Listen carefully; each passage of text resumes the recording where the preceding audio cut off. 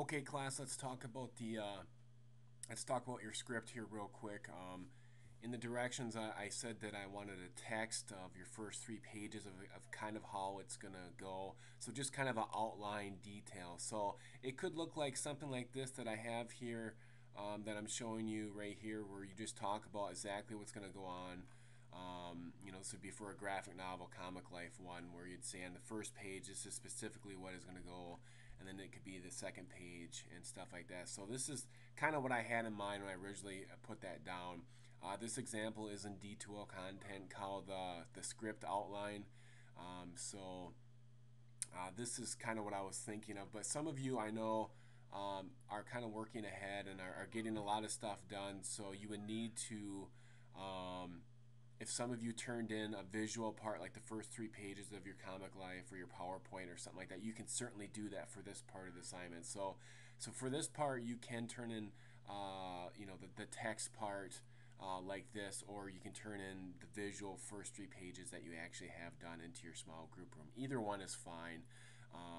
And again, it doesn't have to be as detailed as this. It could be just a general outline detailing your first 3 pages, or a couple paragraphs detailing what exactly is going to happen in your first 3 pages and stuff like that. So either one is fine. But for the final, when you're actually done with the final project, the final project story, and you have the PowerPoint or Choose Your Own Adventure or Comic Life done, you are going to have a text outline script to go along with it.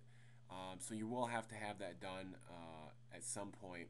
And if you see here, someone for their final they turned in, this is just one of the pages that they turned in, and they talked about here's foreshadowing, here's the pages and the panels that they were on, and they specifically detail exactly where they use foreshadowing, and up above they use symbolism as well, and here's the pages and here's the scenes where specifically symbolism is being used, mood, setting, and stuff like that. So for the final project, when you actually turn your project story in, you want to make sure that you're going to have a full text script slash outline that'll accompany it as well. That will be due as well. So make sure you're using elements of literature in your story. Don't forget to put in foreshadowing and symbolism and theme and tone and mood, allegory. All the stuff that we've gone over in class should be included in your project story. Making it look good, manipulating images, all that is important. The story is